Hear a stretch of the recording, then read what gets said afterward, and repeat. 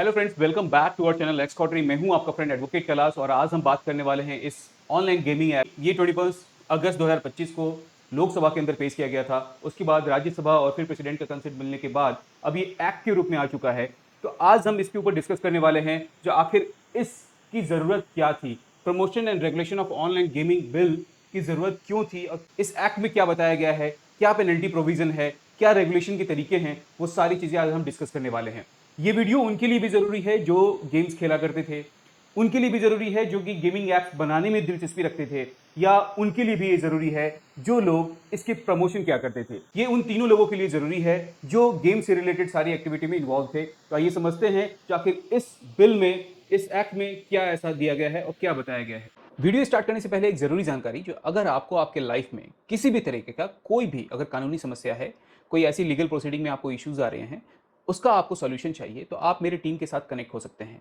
इसके लिए मैं डिस्क्रिप्शन में आपको लिंक दे रहा हूं। अब वहां से जाकर के मेरे साथ किसी भी सोशल मीडिया प्लेटफॉर्म पे, जैसे कि यूट्यूब, इंस्टा, फेसबुक, वहां से आप कनेक्ट हो सकते हैं और आपकी जो भी लीगल इश्यूज हैं उसका सॉल्यूशन मिल सकता है। ये जो हमारा एक्ट बन के आया है, प्रमोशन एंड रेगुलेशन, इसके थ्रू क्या सब किया जाएगा? तो इसके थ्रू जो मेन जो पर्पस है वो प्रमोशन को रेगुलेट करना, साथ ही जो कि इसकी रजिस्ट्रेशन की प्रोसेस है या इस पे जो कंप्लाइंसेस है वो जो फॉलो करने हैं उसको रेगुलेट करना। ये दो पर्पस, प्रमोशन एंड रेगुलेशन को मैनेज करना, उसे रेगुलेट करने के लिए जो है ये एक्ट बनाने की जरूरत पड़ी।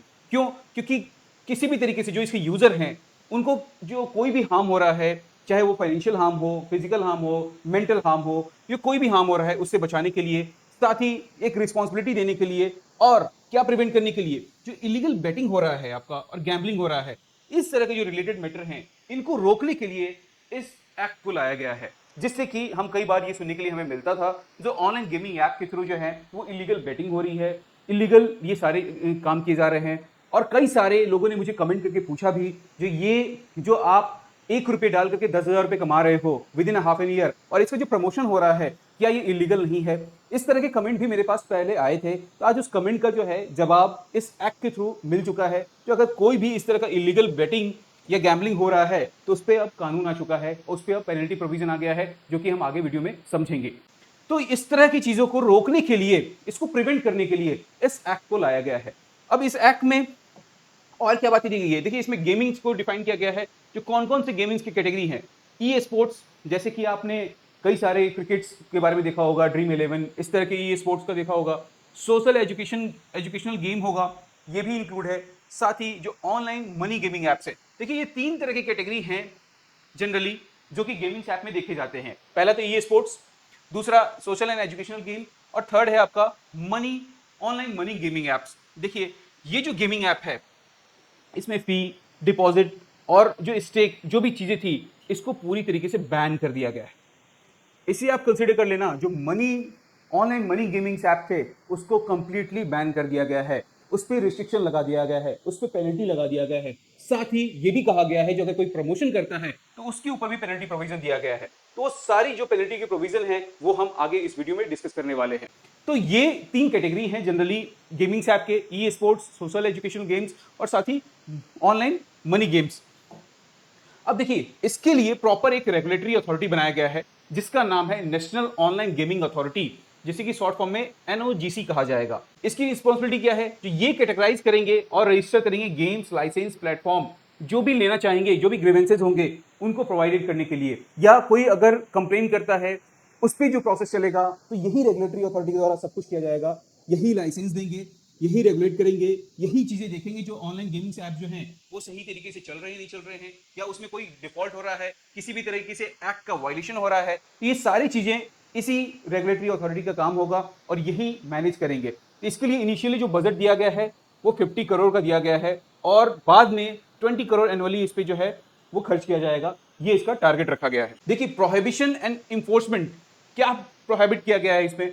तो टोटली बैन कर दिया गया है ऑनलाइन मनी गेमिंग्स। जो ऑनलाइन मनी गेमिंग्स ऐप को जो है कंप्लीटली बैन कर दिया गया है। अब ये नहीं चलेगा। इसमें जो है किसी भी तरीके से कोई ऑफरिंग करना, एडवर्टाइजिंग करना, या उसको फैसिलिटिंग करना, या कोई ट्रांजेक्शन करना, ये सारी चीजें अब इस पे बैन कर दिया गया है। अब कोई भी मनी गेमिंग एप्स आपको ऑनलाइन देखने के लिए या इससे रिलेटेड कोई भी एडवर्टीजमेंट देखने के लिए अब आपको नहीं मिलेगा। तो ये आप हमेशा ध्यान रखें, जो पहले हमें ऑनलाइन मनी गेमिंग ऐप के जो कई सारे एडवर्टीजमेंट देखने के लिए मिलते थे, कई सारे फ्रॉड देखने के लिए मिलते थे, जिसमें कि वो कहा जाता था कि इन्होंने ये गेम खेल करके ये करोड़पति बन गए, लखपति बन गए, और इस तरह की जो लुभावनी चीजें थी वो अब हमें देखने के लिए नहीं मिलेगा ऑनलाइन प्लेटफॉर्म पे, क्योंकि ये एक्ट आ चुका है और इस पे अब पेनल्टी प्रोविजन जो है वो काफी ज्यादा लग गया है, जो कि सिर्फ जो इस तरह की एक्टिविटी कर रहे हैं उन पे ही नहीं, जो इसके रिलेटेड कोई अगर एडवर्टीजमेंट भी कर रहा है, उनके ऊपर भी जो है अब कार्रवाई होगा, ये बात इसमें दी गई है। साथ ही जो पेमेंट प्रोसेसिंग था उसको भी रोक दिया गया है। Bank and payment system can not facilitate money gaming transaction. देखिए बैंक को भी बोल दिया गया है, जो आप किसी भी तरीके से, या बैंक हो या एनबीएफसी हो, उनको ये बता दिया गया है जो आप किसी भी तरीके से मनी गेमिंग एप्स की जो ट्रांजेक्शन है, जो उनके पेमेंट सिस्टम है, उनको भी यहाँ पे स्टॉप कर दिया गया है। लेकिन अगर कोई बैंक और एनबीएफसी अगर इन्वॉल्व होते हैं तो उनके ऊपर भी पेनल्टी प्रोविजन है, जो कि हम आगे डिस्कस करेंगे। साथ ही प्लेटफॉर्म एक्सेस ब्लॉकिंग भी कर दिया गया है। इसमें आपका आईटी एक्ट के अकॉर्डिंग जो है उनको प्लेटफॉर्म जो अलाउ किया करते थे जिससे कि वो अपना गेम्स वगैरह जो है दिखा पाए, तो उनको भी ब्लॉक कर दिया गया है आईटी एक्ट के थ्रू। ये इसमें जो प्रोविजन दिया गया है वो वारंटलेस इन्फोर्समेंट पावर दिया गया है, जो कि सर्च, सीज और अरेस्ट कर सकते हैं विदाउट एनी वारंट, बिना वारंट की रिक्वायरमेंट के भी वो इसमें सर्च, सीज और किसी भी पर्सन को अरेस्ट कर सकते हैं। तो इस पे भी हमें ध्यान रखने की जरूरत है। अब देखिए इसमें क्या सेफ गार्ड रखा गया है कंज्यूमर्स के। तो कंज्यूमर्स की एज को देखा जाएगा, जो कहीं माइनर एज की तो नहीं है। साथ ही उनकी आइडेंटिटी वेरिफिकेशन की जाएगी, जो कि रिक्वायर्ड है। माइनर्स को यहाँ पे बार्ड कर दिया गया है, माइनर्स नहीं खेल सकते। तो कई तरह के प्रोविजन या कई तरह के रूल्स हम दूसरे देशों में भी सुनने के लिए हमें मिलता है, जैसे कि ऑस्ट्रेलिया में अभी हाल फिलहाल में ही माइनर एज के बच्चों के लिए बिल्कुल ही गेम्स जो है वो बैन कर दिया गया है। तो यहाँ पे कहीं ना कहीं सिमिलर ये जो कॉन्सेप्ट है हमें देखने के लिए मिल रहा है कि यहाँ पे माइनर्स के लिए जो है वो गेमिंग ऐप को बार्ड कर दिया गया है, बिल्कुल बंद कर दिया गया है। और साथ ही ये भी कहा गया है जो platform must support self exclusion, deposit time limit, ठीक है, डाटा प्रोटेक्शन और ग्रीवेंसेस रिड्रेसल। देखिए इनमें जो है कुछ गाइडलाइन दिया गया है, जिससे कि जो इन्फॉर्मेशन, जो प्राइवेसी थी उनकी, जो कंज्यूमर्स थे उनकी जो प्राइवेसी थी या उनकी जो डिटेल थी, उनकी जो डाटा इन्फॉर्मेशन था, उसको कहीं भी लीक नहीं किया जाएगा। उसके लिए पूरा ग्रीवेंसेस रिड्रेसल यहाँ पे जो है वो बनाया जाएगा, उनको प्रोटेक्ट किया जाएगा। और कोई भी किसी भी तरीके का अगर ऐड दिया जा रहा है तो उसमें ये दिया जाएगा जो responsible gaming warning and avoid targeting miners.